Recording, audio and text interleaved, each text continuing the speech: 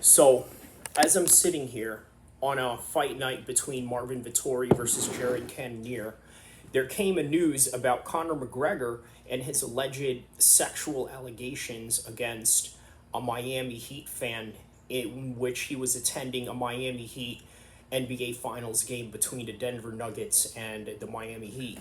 So, there's a lot of different reports that are going on with this particular news, right? For example, there's a lot of right wing bros that have this attitude to where, okay, you know what?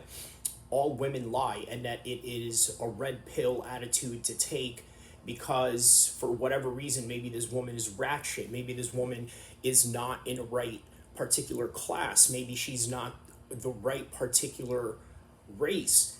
Nonetheless, you're looking at this and you're saying to yourself, man, would Conor McGregor actually do this? All laws and evidences aside, would he have the capability of doing this? And unfortunately, the answer seems to be yes. And the reason why I say that is because he's already had a history of dealing with, let's say, an alleged victim in Ibiza, Spain.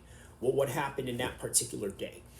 Well, McGregor was in Spain. He was out on a yacht, and he sees an older Irish lady that was somebody that was his classmate, that close in circumference of knowing who this person is. Well, the alleged claims have come to the conclusion of that this woman was thrown off a boat.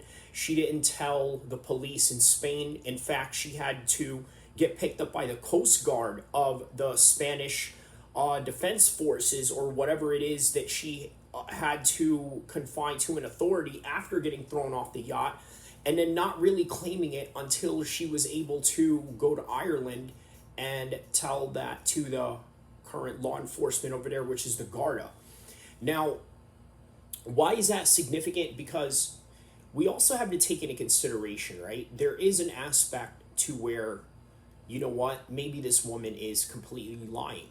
But at the same time, we also have to take a look at the consideration that perhaps maybe there's some plausibility to these actions. Because for one reason or another, it just keeps popping up over and over again. All these things that he's doing. Now, when all these things are popping up all at once, you got to think to yourself, maybe it's not just so much about the fact that he's strung along into these different events that he's associated with in news headlines, but perhaps maybe he is in this aspect of trying to, I guess, fight allegations, because you got to think with the Andrew Tate situation you had going on. What do you say about a situation like that? Obviously, there's some flimsy evidences that they're throwing against these guys in which there really isn't any victims per se that are coming out. And then if they are, there's a lot of situations that are kind of iffy. So, man, you know, a lot of these things, people just pretend that they really know, right? And they just want to jump into the conclusion like, well, he's guilty right away. But at the same time, I also want to take a look at the aspect to where, what if he is also telling the truth?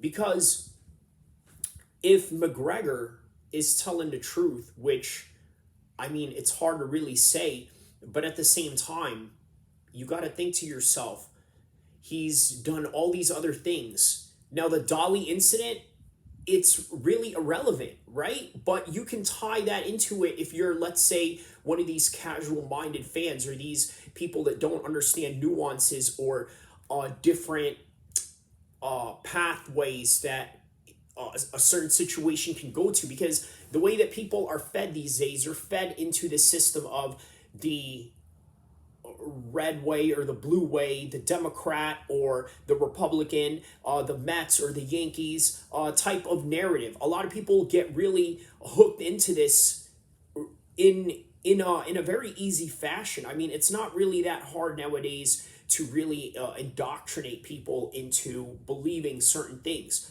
But then it becomes a problem when you try to understand, let's say, real political issues, or in this particular matter, real cases that deal with real people's lives, because we also have to take into consideration, what if McGregor had actually went and tried to violate this person? But on the other hand, you got to think to yourself, what if this person is just going out there making this stuff up? Because if you're not going to look at those two lenses of views, I think you're going to only look at the evidence in which one path you're looking for, rather than try to understand all the paths that go within this story. And what do I mean by this? Well, for one, it's not that far-fetched to think that this person is just a ratchet gold digger that is trying to get some sort of compensation out of this. Well, for one, she asked for no police charges, yet she wants a settlement against the Miami Heat, against the NBA, and then on top of that, against McGregor. And they could try to throw the UFC in there as well with the lawsuit that she's trying to do, all because one particular UFC fighter, which is the most famous of them, none other than the notorious Conor McGregor, went and somehow got into this little exchange with her, being taken into the bathroom. Nothing against her will, from what it seems, but at the same time, you also can't dismiss the aspect of, well, what if she said no midway? Imagine that. That is one aspect of this one entire story a lot of people are not looking at. What if she said no between midway? Now, you can debate which way you want to take that, or which way you want to lean with whatever punishment or reprisals or whatever it is that you owe to the state or the law, or whatever it is that you violated in this particular matter.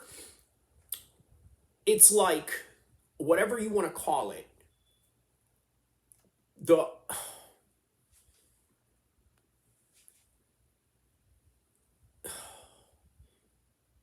you can't take one side over the other sometimes, because the best way to really understand this is that some people are scumbags and they're going to run across other scumbags, and because of that, they're going to do scumbag things to each other, like gold dig. And then there are people out there that really go out there and violate people. I mean, is it really that far-fetched to believe that a fighter or anybody else out there can be guilty of this? But at the same time, is it really that far-fetched to understand that a lot of people out there are just liars?